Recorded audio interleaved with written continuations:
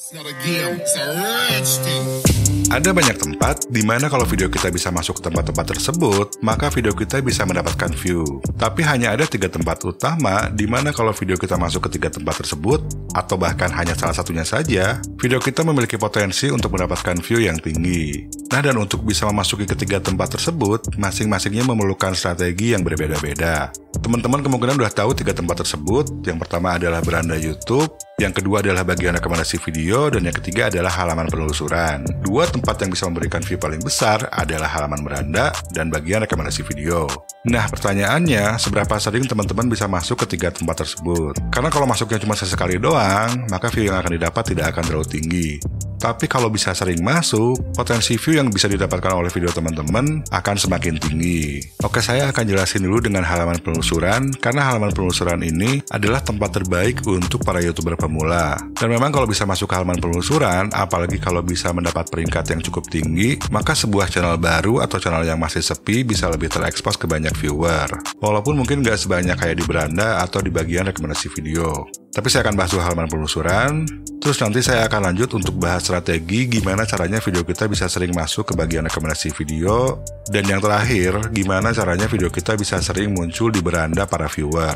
Nah, untuk bisa masuk ke halaman penelusuran YouTube itu, pertama kita harus tahu jenis video apa aja yang memang cocok untuk halaman penelusuran YouTube. Nah, video-video yang cocok untuk di halaman penelusuran itu adalah pertama video how to, atau bagaimana caranya, atau tutorial ya. Kedua adalah video berita, karena saat suatu berita terjadi, apalagi berita besar, banyak orang-orang yang akan melakukan pencarian untuk berita tersebut. Dan ini juga termasuk hal-hal apapun yang lagi trending. Nah, terus yang ketiga adalah video yang berkaitan dengan produk.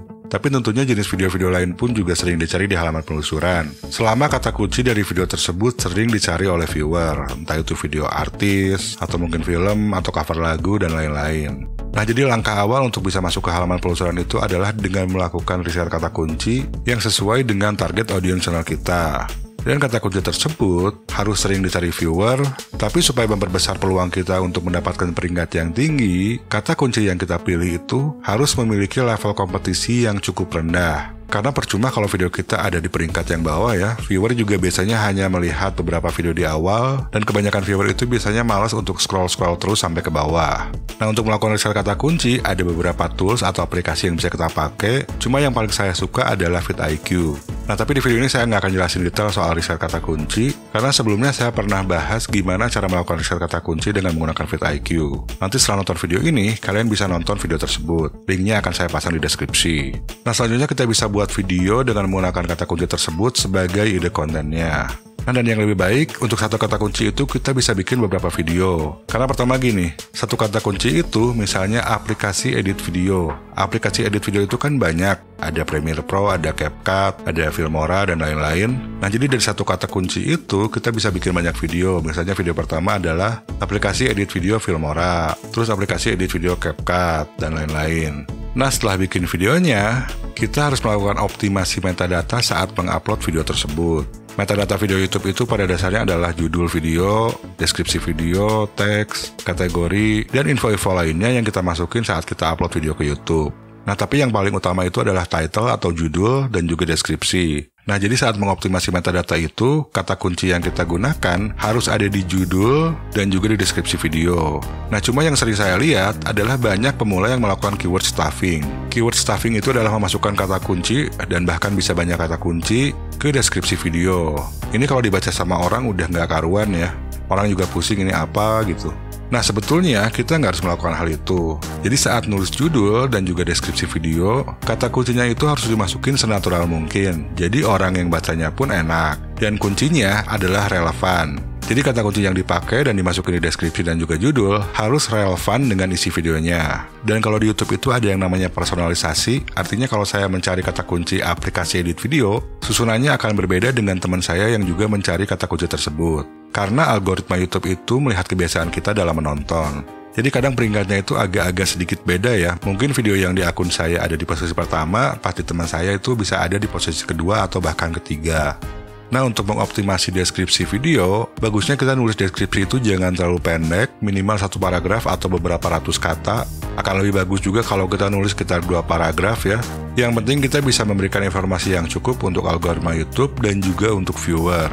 Nah, dan pastikan aja nulis deskripsinya itu harus senatural mungkin, nggak perlu ngelakuin keyword stuffing, tapi harus enak kalau dibaca oleh orang, karena yang nantinya akan lihat videonya juga orang. Nah, di deskripsinya kita cukup mengulang kata kuncinya itu sekitar 2 atau 3 kali aja, jangan terlalu banyak. Nah, dan sebagai tambahan dalam melakukan optimasi metadata, kita juga bisa menambahkan subtitle. YouTube sendiri juga akan auto-generate subtitle buat video kita, tapi biasanya suka kurang akurat. Nah, akan lebih baik kalau subtitle tersebut kita perbaiki. Nah, tapi ini opsional aja kalau kalian mau lebih optimize. Saya sendiri juga nggak terlalu sering nambahin subtitle, tapi mungkin kalau channel kalian masih baru atau masih sepi, ya kalian paksain dulu nambahin subtitle. Mungkin setelah upload nanti bisa nyusul subtitlenya nggak masalah. Nah, cuma yang perlu diketahui bahwa dengan melakukan optimasi metadata itu tidak menjamin video kita akan masuk ke halaman penelusuran. Dan kalaupun masuk, tidak menjamin kalau video kita akan berada di posisi teratas. Karena algoritma YouTube melihat metrik-metrik lainnya. Yang biasa dilihat itu adalah rasio klik tayang. Video-video saya yang bisa masuk ke halaman penelusuran itu biasanya mendapatkan rasio klik tayang yang cukup tinggi. Dan kedua, retensinya lumayan bagus. Ya, sebagai gambaran retensinya bisa dapat sekitar 30%-an atau bahkan lebih ya. Ini juga sebetulnya tergantung dari durasi video kita juga. Tapi sebagai gambaran, kalau video kita sekitar 8 menitan atau 10 menit, kita harus bisa dapat retensi sekitar 30% ke atas. Jadi kalau rasio klik tayang cukup tinggi dan retensinya lumayan tinggi, maka jam tayangnya pun akan bertambah lebih cepat, dan ini yang dilihat YouTube. Nah, dan selanjutnya YouTube akan melihat kepuasan yang dirasakan oleh viewer, yaitu dari like, dari subscribe, dari dislike juga, dan itu akan mempengaruhi ya. Kalau banyak yang dislike, maka dianggap kurang banyak yang puas, terus juga dari share. Nah, jadi yang perlu dicatat, selain kata kunci dan optimasi metadata, performa video itu menentukan posisi ranking video kita. Oke, sekarang kita lanjut ke bagian rekomendasi video.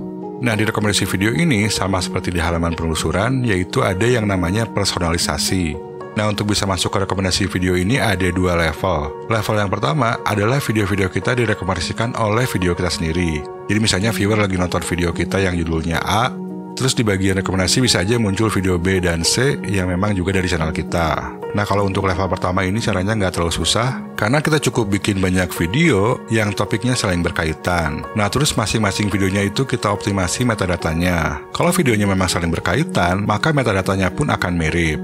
Jadi saat ada viewer yang menemukan salah satu video, video-video lainnya akan direkomendasikan. Nah, cuma algoritma YouTube itu nggak akan langsung merekomendasikan semua video yang berkaitan secara sekaligus. Biasanya 1 atau 2 video dulu. Kalau misalkan ternyata viewernya ngeklik salah satu video kita yang direkomendasikan, maka nanti akan banyak video-video lainnya dari channel kita yang direkomendasikan di bagian rekomendasi video ini. Tapi kalau viewernya memang baru nonton sebentar dan tidak tertarik, ya kemungkinan besar hanya 1 atau 2 video saja yang direkomendasikan. Nah, sedangkan untuk level yang kedua, video kita direkomendasikan di banyak video-video channel besar. Nah, ini yang perlu kita target.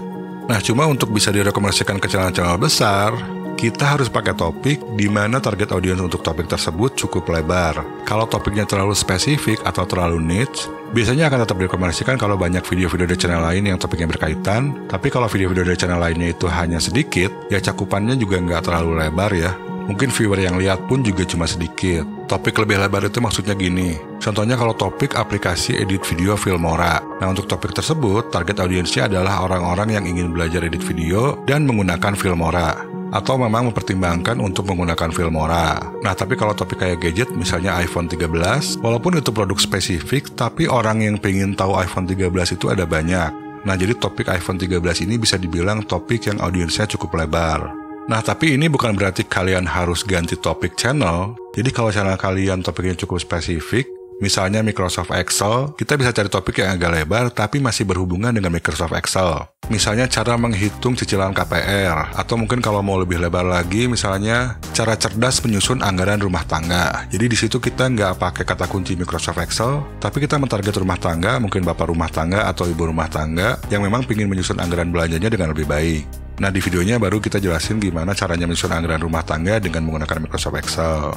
Jadi ini gimana kita pinter-pinternya bisa mengubah sudut pandang. Jadi kita bisa coba pikirin dulu, mungkin luangin waktu, coba pikirin permasalahan-permasalahan umum yang bisa dikaitkan dengan topik channel kita yang topiknya sebetulnya spesifik. Nah, jadi pertama topiknya itu harus lebih lebar dari biasanya kalau memang channel kalian adalah channel niche. Tapi kalau channel kalian topiknya udah cukup lebar, misalnya film, sepak bola itu udah cukup lebar, kalian udah nggak perlu pusing. Nah, dan untuk bisa benar-benar berhasil itu biasanya nggak sekali jadi, ini juga tergantung skill kita. Jadi jangan cuma bikin satu video untuk mentarget bagian rekomendasi video ini. Tapi coba bikin beberapa video. Mungkin bikin 10 video, nah dari 10 video itu mungkin ada 1-2 yang berhasil. Nantinya viewer-viewer baru yang menemukan video tersebut juga akan melihat video-video kita yang lainnya. Nah, tapi sama halnya juga dengan halaman penelusuran, untuk bisa sering direkomendasikan di bagian rekomendasi video, yang namanya rasio klik tayang, retensi, engagement, atau tingkat kepuasan, itu akan sangat mempengaruhi keputusan algoritma YouTube dalam merekomendasikan video kita. Nah, dan kalau kalian lihat di analitik, performa video itu bisa berbeda-beda di tiap tempat. Ada video yang di bagian penelusuran itu performa cukup bagus, tapi di bagian rekomendasi video performanya kurang bagus. Nah, kalau kayak gini, algoritma YouTube akan lebih merekomendasikan di bagian penelusuran daripada di bagian rekomendasi video. Dan tentunya juga sebaliknya, kalau di bagian rekomendasi video performanya lebih bagus, maka akan lebih sering direkomendasikan di bagian rekomendasi video. Oke, kita akan lanjut lagi ke bagian beranda. Gimana caranya supaya video kita sering tampil di beranda? Nah, beranda ini adalah sumber view terbesar. Nah, dan sama seperti bagian penelusuran dan juga rekomendasi video, beranda ini juga dipersonalisasi berdasarkan kebiasaan kita atau video-video apa saja yang sudah kita tonton di masa lalu. Jadi apa yang tampil di beranda setiap orang itu bisa beda-beda.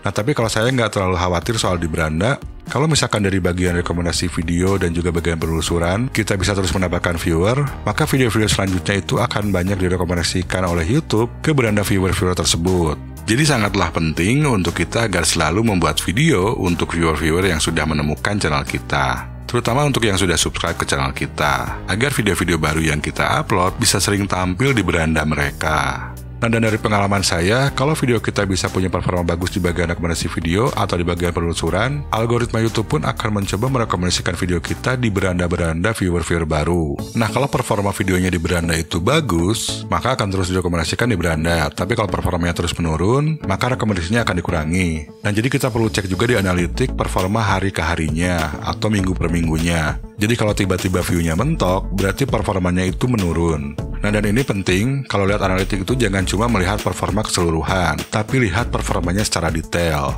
termasuk performa di masing-masing tempat dan juga performa dari hari ke hari.